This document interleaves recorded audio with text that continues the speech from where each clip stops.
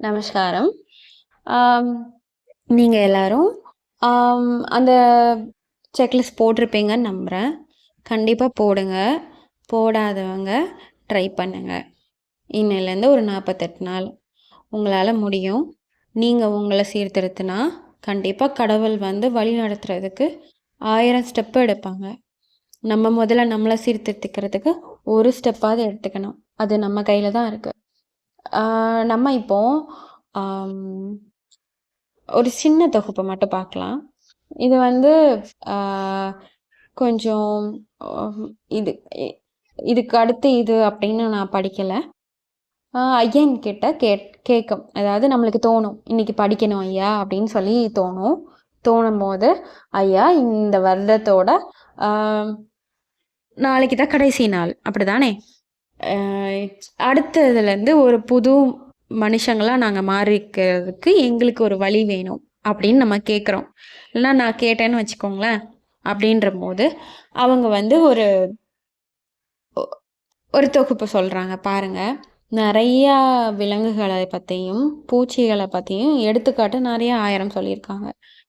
இங்கே வந்து மறுபிறவியில் அதுக்கான எடுத்துக்காட்ட சொல்லியிருக்காங்க. என்னன்னு பார்க்கலாம். பிறந்ததன் புவியில் மற்றொரு பிறவி இது. பின் ஜென்மத்தில் அனுபவிக்க முடியாததை அனுபவிக்க, சாதிக்க முடியாததை சாதிக்க, இறைவனின் பாதத்தை அணுகும் பாத மலர்களை தரிசிக்க முடியாத நிலைமை. இதை ஆட்சி செய்ய வேண்டியதை செய்து முடித்து, அடைய வேண்டியதை அடைந்து, சாதிக்க வேண்டியதை சாதித்து முடிக்க மறுபிறவி பெறுவான்.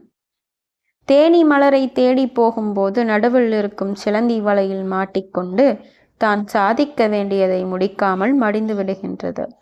மற்றொரு வண்டு வலையில் பிடிபடாமல் சரியான இடத்தில் சுற்றி வளைத்து தான் சாதிப்பதை சாதித்து தான் வந்த இடத்திற்கு சாதித்த பலனோடு திரும்பி விடுகின்றது. இதுபோல் மனிதன் சில பிறவிகளில் வேண்டியதற்ற வேண்டாத மாயை வலையில் சிக்கிக்கொண்டு அதிலிருந்து தப்புவதற்காக துடித்து கொண்டு சிலந்திக்கு இரையாகி விடுகின்றான். மனிதன் இதற்காக மறுபிறவி எடுக்க மற்றொரு சந்தர்ப்பத்தை கொடுத்து பிரம்மன் ஒரு சூழ்நிலையை உருவாக்குகின்றான்.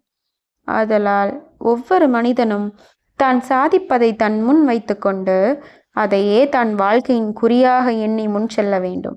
இப்படி முன்னேற்றத்தில் இருக்கும் போது சிலர் சிலந்தி வலை போல் வாழ்க்கையில் பல சிக்கல்களை வெல்ல வேண்டியிருக்கின்றது.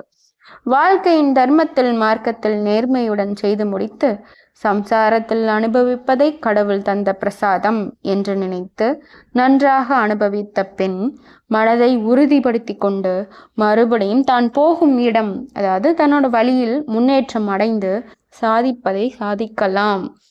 இது நம்மளுக்கே சொன்ன மாதிரி இருக்கு. இந்த வருடம் வந்து நம்மளுக்கு இனிமே அமையட்டும்னு ஐயன் கிட்ட வேண்டிக்கிறேன். உங்களுக்கு இருக்கிற என்ன விஷயங்களால் நீங்கள் வந்து உங்களால் இறைவன்கிட்ட போக முடியல அப்படின்றதுக்கு ஒரு தொகுப்பு எடுங்க. நீங்கள் ஒரு பேப்பரில் எழுதுங்க. என்னென்ன விஷயம் டைவர்ட் பண்ணுது, என்னைய வந்து ஃபோனு, டிவி, பேசுங்க, படம் பாருங்கள், அதெல்லாம் தப்பு கிடையாது. ஃபுல்லாக பண்ணிவிட்டு நம்ம சந்நியாசம் அப்படின்னு சொல்லலை. ஆனால் இது வந்து வெளியே புறத்தில் உள்ள ஒரு பாதிப்பாக இருந்தாலும் நான் என்ன நினைக்கிறேன்னா, நம்மளுக்கு உள்ளே இருக்கிற அழுக்குகளை முதல்ல சுத்தம் பண்ணணும்னு நினைக்கிறேன். அதிக கோபம், அதிக ஆசை, இதை பற்றின தொகுப்பை முன்னாடியே போட்டிருக்கேன்.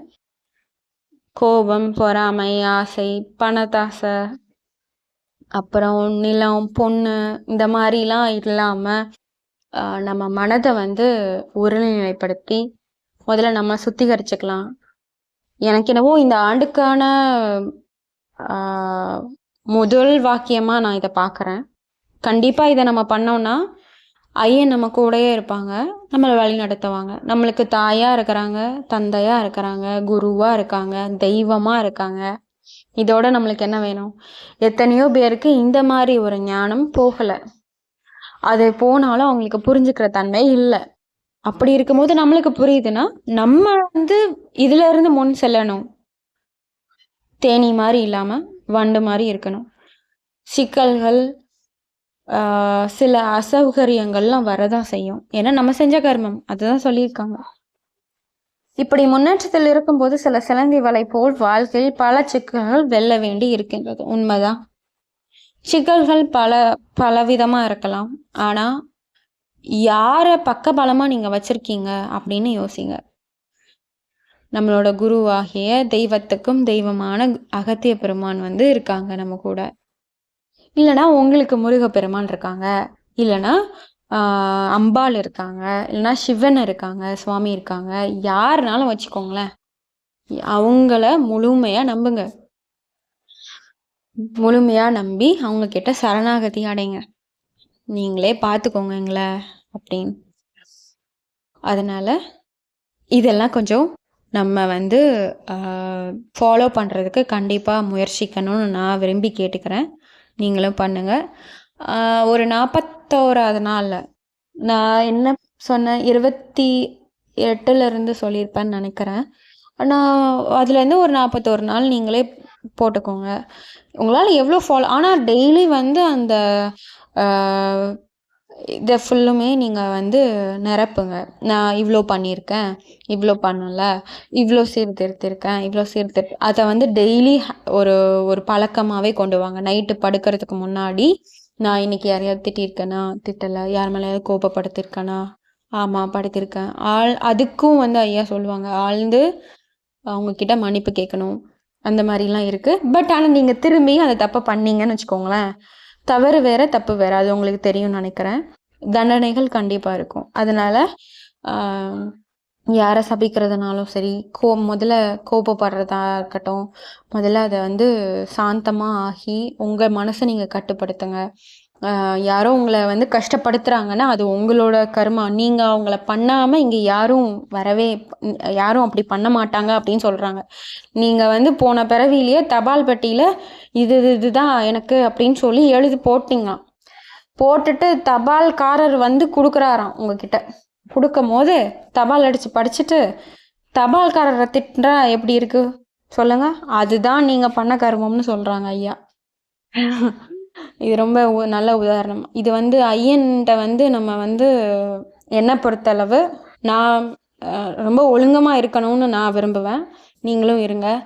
எந்த கடவுள்னாலும் இருக்கட்டுங்க, மூலப்பொருள் ஒன்று தான் என்னை பொறுத்தளவு. அந்த பொருளுக்கு நீங்கள் வந்து உண்மையாக இருங்க. அது ஒரு தெய்வீக ஒளி. அந்த ஒளி உங்களோட அகத்துக்குள்ளே இருக்கட்டும். அந்த ஒளிக்கு நீங்கள் வந்து சத்தியமாக, தர்மமாக, நேர்மையாக இருங்க. கண்டிப்பாக அந்த ஒளி உங்களை வந்து வழிகாட்டும். நமஸ்காரம்.